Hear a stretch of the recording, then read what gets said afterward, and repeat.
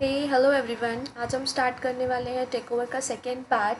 और ये पार्ट में मैं बताने वाली हूँ आपको एडवांटेजेस और डिसएडवांटेजेस ऑफ टेक ओवर। ठीक है, तो लेट्स शुरू करते हैं अब। देखो, एडवांटेजेस ऑफ टेक ओवर से स्टार्ट करते हैं हम। एडवांटेजेस का मतलब क्या होता है, फ़ायदे क्या है, टेक ओवर के फ़ायदे क्या है। टेक ओवर हमने किया था पहले वाले पार्ट में, अगर आपने नहीं देखा है तो उसे देख लेना। टेक ओवर का मतलब क्या होता है कि जब एक कंपनी दूसरी कंपनी को एक्वायर करने की कोशिश करती है उसके मैक्सिमम शेयर्स मार्केट में से खरीदने के लिए, तो उसे हम टेक ओवर बोलते हैं। ठीक है, अब एडवांटेजेस में पहला एडवांटेज क्या है, इंटरनेशनल ग्रोथ। इंटरनेशनल ग्रोथ का मतलब यहाँ पर क्या होगा कि अगर आप किसी कंपनी का टेक ओवर कर रहे हो, आपकी एक कंपनी है, आपने उसका टेक ओवर कर लिया, आपने दूसरी कंपनी को जाके ख़रीद लिया उसके शेयर्स खरीद के, तो इससे क्या हो जाएगा, आप अगर फॉरेन मार्केट की कंपनी का कोई टेक ओवर कर रहे हो तो आप जो है वो सिंपली क्या हो जाओगे, इंटरनेशनली भी आपका बिजनेस स्टार्ट हो जाएगा। इंटरनेशनली आपका बिजनेस स्टार्ट हो जाएगा तो उससे क्या होगा, इंटरनेशनल में ग्रोथ बढ़ सकती है। और अगर दो फर्म्स मिल गई टेक ओवर के थ्रू, अगर दो फर्म्स मिल जाती है तो उनका पावर वो क्या होगा, कंपैरेटिवली ज़्यादा होगा।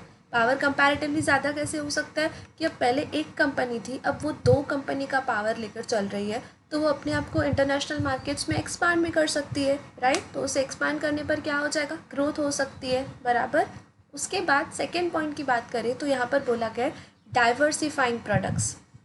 ठीक है, डाइवर्सिफाइंग प्रोडक्ट्स का मतलब क्या हो सकता है, डाइवर्सिफाइंग की मतलब होती है वैरायटी। ठीक है, अब वैरायटी ऑफ द प्रोडक्ट्स, पहले आप 10 प्रोडक्ट्स बनाते थे और अब क्या हो रहा है, पहले 10 प्रोडक्ट्स है लेकिन अब कितने हो जाएंगे, दूसरी कंपनी और 5 प्रोडक्ट्स बनाती थी, मतलब आपकी वैरायटी कहीं ना कहीं 10 से 15 हो गई, राइट। आपने उसको टेक ओवर कर दिया तो उसके 5 प्रोडक्ट्स जो है वो भी अभी आपके हिसाब से ही बिकेंगे। तो वहाँ पर उसकी वजह से क्या हो जाता है, डाइवर्सिफिकेशन आ जाता है, यानी उसमें बहुत सारी वैरायटी, या एक तरीके से बोल सकते हैं कि आप अलग अलग तरीके यूज़ कर सकते हो। ठीक है, अलग अलग मार्केट में प्रोडक्ट्स लॉन्च करने के लिए। ठीक है, अब उसके बाद बात करते हैं रीस्ट्रक्चरिंग कंपनीज़। रीस्ट्रक्चरिंग कंपनीज़ का मतलब क्या होता है, रीस्ट्रक्चर का मतलब क्या होता है कि अगर कंपनी कोई है जो लॉस में जा रही है, ठीक है, अगर आप उसको टेक ओवर कर रहे हो तो आप क्या कर रहे हो, कहीं ना कहीं उसको पूरा रीस्ट्रक्चर करोगे, उसको तोड़ोगे मड़ोगे, उसको अलग तरीके से कंपनी फॉर्मेट करना स्टार्ट कर दोगे। तो इससे क्या हो सकता है, रीस्ट्रक्चर करने पर क्या होगा, कंपनी जो है वो बहुत अच्छे से फिर से मार्केट में आ सकती है। ठीक है, और आपने उसको ले तो लिया था लेकिन अब आप उसको किस डायरेक्शन में लेकर जा रहे हो, उससे कंपनी कितनी डेवलप हो सकती है, वो सब टेक ओवर के एडवांटेजेस में आ जाएगा। ठीक है, उसके बाद मार्केट एक्सपांशन। मार्केट एक्सपांशन का मतलब क्या होगा, मार्केट में आपका शेयर बढ़ेगा। ठीक है, कैसे बढ़ेगा, अब मार्केट में शेयर किस हिसाब से बढ़ सकता है, पहले मार्केट में जो था आपकी एक ही कंपनी के शेयर्स थे। ठीक है, अब दो कंपनी के मिल के शेयर्स है। एक होता है ना कि मार्केट को कितना कैप्चर कर लिया, एक कंपनी इतना नहीं पहुंच पाई लेकिन दो कंपनी मिलकर जो है उन्होंने मार्केट का जो शेयर है, मार्केट का जो कैप्चर है वो बहुत ज़्यादा कर लिया, मतलब कोई कस्टमर इन दो कंपनी के अलावा किधर जा ही नहीं सकता मोस्टली। ठीक है, तो ये उसके पहले प्रेफरेंस बन जाएंगे, तो इससे क्या हो सकता है, यहाँ पर मार्केट एक्सपांड हो सकता है। ठीक है, उसके बाद यहाँ पर बात की गई है ह्यूज कस्टमर रीच। अब कस्टमर्स भी तो बढ़ेंगे, अगर आप एक कंपनी की कस्टमर्स, अगर आपने बहुत बड़े कंपटीटर का दूसरा ले लिया, जैसे अगर मैं बात करूं कि फेसबुक है, उसने व्हाट्सएप को ले लिया, व्हाट्सएप कस्टमर रीच जो है अब वो सारी की सारी फेसबुक के पास आ जाएगी। ठीक है, तो यहाँ पर कस्टमर का रीच जो है वो इम्प्रूव हो सकता है, उसकी क्वालिटी बहुत बढ़ सकती है, कस्टमर्स बहुत बढ़ सकते हैं, इससे क्या होगा, प्रॉफिट्स वगैरह इम्प्रूव होंगे, राइट। प्रॉफिट्स वगैरह इम्प्रूव होंगे तो इससे कंपनी को बहुत ज़्यादा फ़ायदा होगा, रेवेन्यू इम्प्रूव होगी, टर्नओवर बढ़ेगा। ठीक है, अब उसके बाद बोला गया है नेक्स्ट में है increase in the number of employees and reach to skilled efficient and effective man power.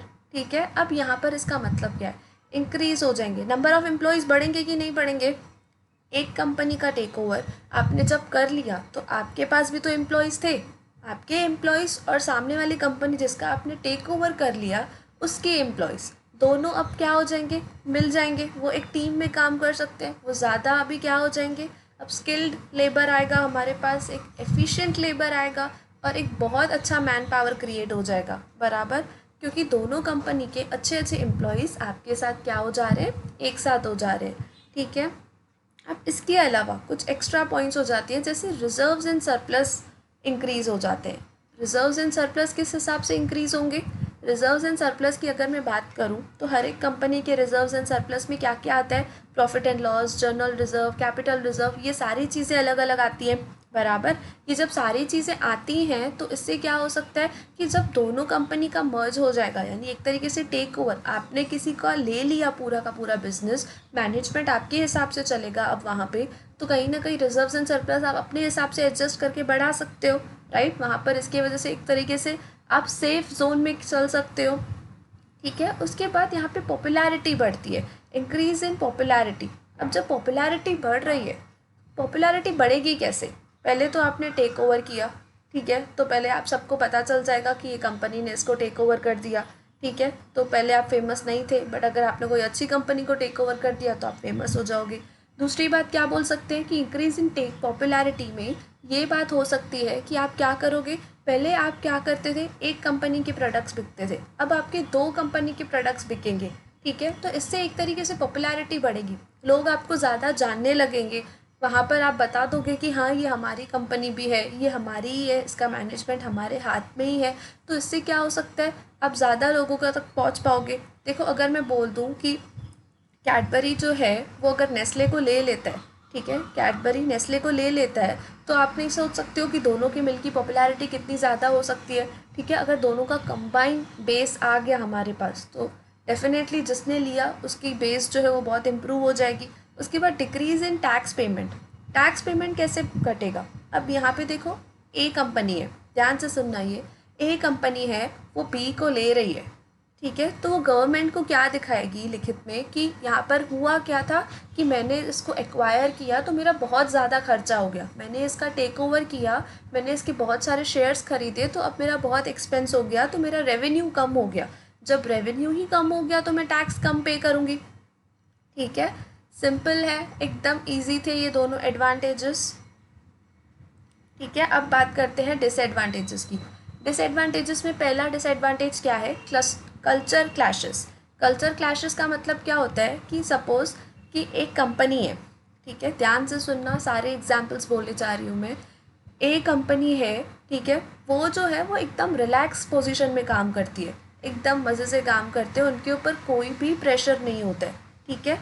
B company जो है वो एकदम स्ट्रिक्ट चलती है, उनको सारे रूल्स एंड रेगुलेशंस वगैरह सब कुछ फॉलो करना पड़ता है, ठीक है। अब बी ने जो बहुत स्ट्रिक्ट है उसने ए को टेक ओवर कर लिया, ठीक है, उसने क्या कर दिया, ए को टेक ओवर कर दिया और उसको अब वो अपने हिसाब से चला रही है, ठीक है, उसको वो अपने हिसाब से अगर मैं बोलूँ चला रही है, तो अब जो वो रिलैक्स बैठ के आराम से काम करते थे, रिलैक्स बैठ के अपने आराम से काम करते थे, तो इससे क्या हो सकता है, वो लोग बोलेंगे कि अचानक से ये हमें ऐसे कैसे बोल रहे हैं कि काम करो ज़्यादा, हम इस हिसाब से कभी काम करते ही नहीं थे।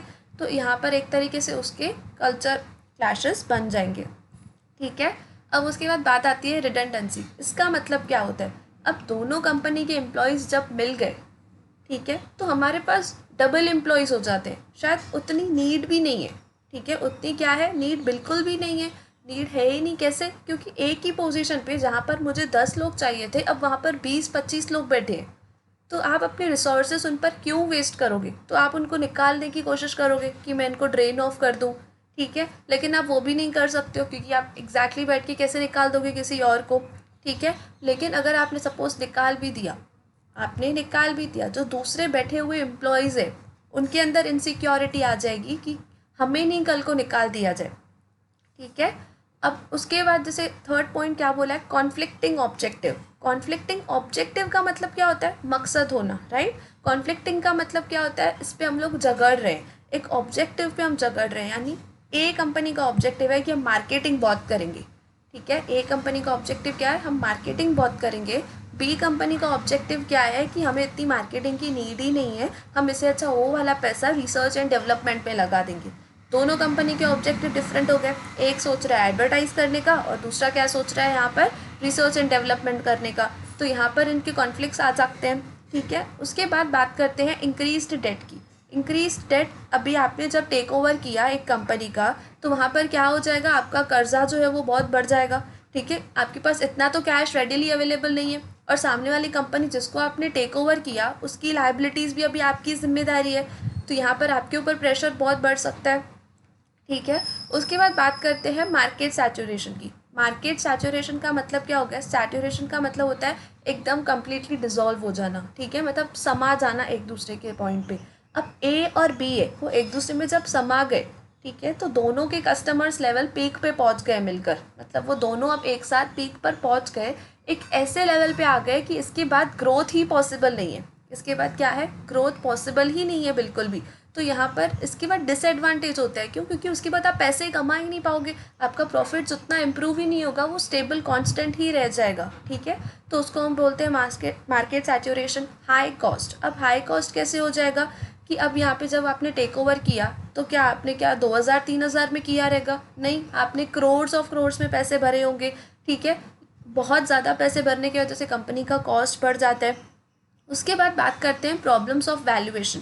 प्रॉब्लम्स ऑफ वैल्यूएशन यहाँ पर क्या होगा कि जब आपने टेक ओवर किया तब आपने असेट्स को वैल्यू किया था, ठीक है, कि इसकी गुडविल इतनी है, प्लांट एंड मशीनरी इतना है, लैंड एंड बिल्डिंग इतना है। तो ज़रूरी नहीं है कि वो हर बार सही हो। काफ़ी बार कंपनी जो है वो बहुत हाई लेवल पे रख देती है कॉस्ट, वैल्यूएशन के प्राइजेस बहुत ज़्यादा रख देती है, ठीक है। तो ये एक प्रॉब्लम हो सकता है। और प्रॉब्लम ऑफ इंटीग्रेशन का मतलब है कंबाइन करने की वजह से जो प्रॉब्लम्स आ सकती हैं। कंबाइन करने से वजह से बेसिक प्रॉब्लम जो आती है ना, वो ये प्रॉब्लम होती है कि हमें क्या होता है ना, दोनों मैनेजमेंट यानी ए कंपनी और बी कंपनी दोनों का मैनेजमेंट जो है वो क्या करने लगता है, आपस में कॉन्फ्लिक्ट्स रहते हैं। वो अपने आप को अच्छा समझते हैं, वो अपने आप को अच्छा समझते हैं, ठीक है। तो ये सारे डिसएडवांटेजेस थे टेक ओवर के। एक और वीडियो आएगा टेक ओवर का, वो लास्ट पार्ट रहेगा टेक ओवर का। इन तीनों पार्ट्स को कवर करने की वजह से आपका टेक ओवर का काफ़ी लेवल तक नॉलेज इम्प्रूव हो जाएगा, ठीक है। सो प्लीज़ गाइस अच्छे से इसको देखो, समझो, नोट्स वगैरह बना दो और अपने फ्रेंड्स के साथ भी शेयर करो, आप उनकी भी हेल्प कर सकते हो, ठीक है। बाय बाय, मिलते हैं नेक्स्ट लेक्चर में।